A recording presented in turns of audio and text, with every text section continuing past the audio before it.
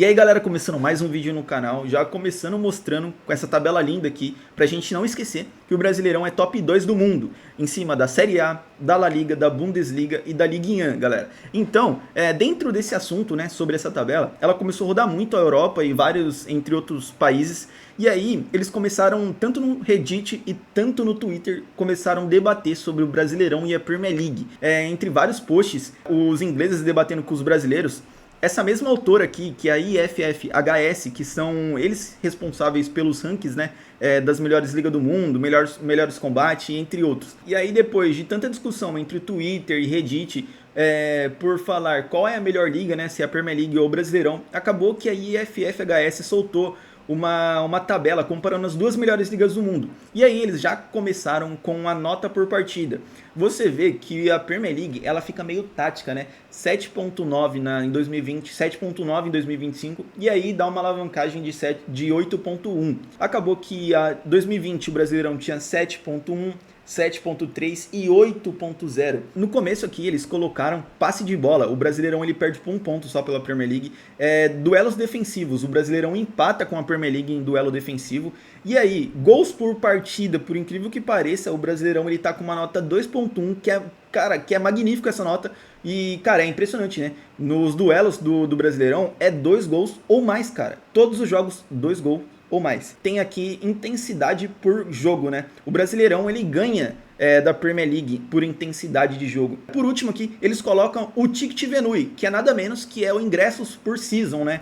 O tanto de ingressos que essas duas ligas venderam na última temporada. Na última temporada, a Premier League ela vendeu 750 milhões de libras na última temporada e o Brasil ele vendeu 470 milhões de libras. Cara, é impressionante. Eu tenho que mostrar esses vídeos pra você, cara. O México, ele acha que eles são a melhor liga do continente, cara. É impresionante isso. Olha isso. La Liga Argentina está un escalón abajo de la Liga Mexicana, pero la Liga Paraguaya, Colombiana está 40 pisos en elevador abajo de la Liga Mexicana. Para, Mike. Te quiero hacer una pregunta y quiero que vos me digas en separación de niveles. Para vos, la Liga Ecuatoriana. Acaban de perder con Universitario de Perú. Está el América en el piso 10 Sí. y Ecuador está en el sótano. La Liga Brasileña. Está la Liga Mexicana y la Liga Brasileña es un tapanco dentro del mismo piso de la Liga Mexicana, solo que están un poquitito arriba. Ah, está arriba, vaya, está arriba. Un poquitito.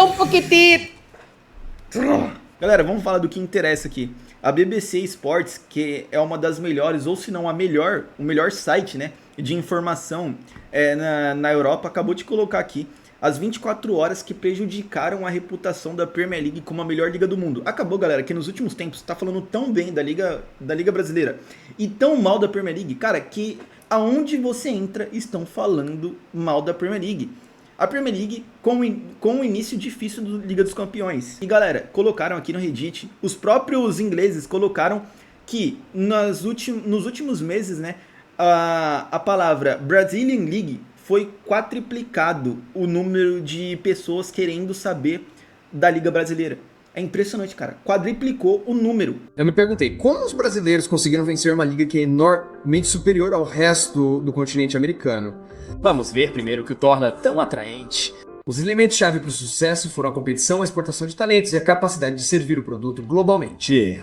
Um time profissional médio no Brasil tem que jogar em um sistema de liga que consiste em 20 times que se enfrentam 2 vezes ao ano, como em qualquer outra liga europeia. Os 6 primeiros se classificam para a Copa Oures. Do 7º ao 14º lugar, ganham uma vaga na Copa Americana, que é uma liga Europa Latina. e os 4 últimos times são rebaixados. Esse sistema de liga é muito emocionante, porque sempre há um motivo para competir. Aqueles que estão lutando contra o rebaixamento podem até aspirar a jogar na Casana e assim por diante. Ao mesmo tempo, os times jogam campeonatos regionais, chamados estadual. Os times do Rio jogam o Camp Carioca, os de São Paulo jogam a Polixa e assim por diante. O legal disso é que cada jogo é um clássico, então há muita rivalidade. E além disso, há uma Copa do Brasil, que é o mesmo formato da Copa da Inglaterra. Em um ano, um time que se sai bem em todas as competições pode acabar jogando até 92 jogos. E isso é ótimo, porque incentiva os times a comprarem apenas bons jogadores. Os grandes nomes são formados e são extremamente caros, não tem vaga porque sabem que não serão esquecidos. O principal motivo pelo qual esta liga é a mais competitiva do mundo é o fato de haver um total de 12 grandes times que podem ser campeões. O dobro dos da Premier League. Literalmente 12 times ganharam o campeonato nos últimos 20 anos. Outra coisa que torna o futebol ainda mais emocionante é que todo ano, pelo menos um ou dois dos 12 grandes times com desempenho ruim no Brasil são rebaixados ou se veem lutando para evitar. Então, ao mesmo tempo, esses times podem estar lutando por troféus internacionais, como o Santos. Em 2020, isso nos fornece um rebaixamento histórico anual, como o Rennes em 2019. Um time que jogou a Copa do Mundo de Clubes contra o Real Madrid em 2017. É engraçado como, na maioria das vezes, times que têm desempenho ruim no Brasil acabam vencendo a Copa do Rei devido à dificuldade que é para os times estarem no topo, tanto na Copa do Rei quanto no Brasil.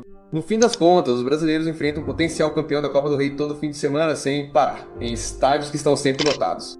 É por isso que nos últimos anos, a maioria das participações no Mundial de Clubes da América Latina foi do Brasil. Os times são ricos e têm capacidade de contrair dívidas porque tem várias fontes de renda diferentemente da maioria dos times da região. Então, em questão de 2 ou 3 anos, eles podem superar uma crise, obtendo empréstimos, tendo um Brasil aceitável e vendendo 1 ou 2 jovens para a Europa. Em 2017, o GMO venceu a Copa do Rei contra o Lens. 4 anos depois, eles foram rebaixados com um time que tinha Douglas Costa, um ex-craque de 28 anos. Após serem promovidos de volta ao Brasil, eles trouxeram o Luis Soares. Ele terminou em segundo lugar na liga e venceu a Copa do Rei, a Pia. Este é um exemplo de como o sucesso varia nesta liga. Um ano você pode ser campeão brasileiro e 2 anos depois pode estar na Sérvia. O motivo é que a liga também exporta talentos para o mundo. Então toda vez que surge um jovem de qualidade, o mundo inteiro aposta nele, o que acaba gerando uma transferência gigante para o Real Madrid, Barça ou um time da Premier League. Em janeiro de 2022, o CS Football Observatory fez uma pesquisa para verificar quanto tempo duravam os técnicos nas diferentes ligas do mundo, sendo a terceira mais volátil a brasileira. No mesmo ano, não havia técnicos com mais de 2 anos no comando. 76,5% dos técnicos foram contratados há menos de 6 meses antes do estudo. Os técnicos duram em média 163 dias no comando por serem exigentes com os resultados e por serem difíceis para todos os times terem um bom desempenho na temporada.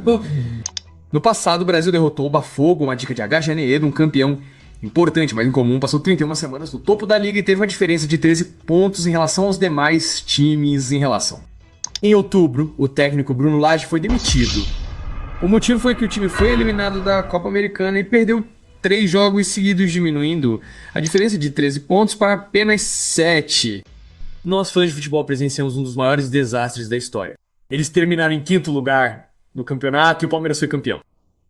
Só pra constar, havia uma diferença de 6 pontos entre o 5º e o primeiro time.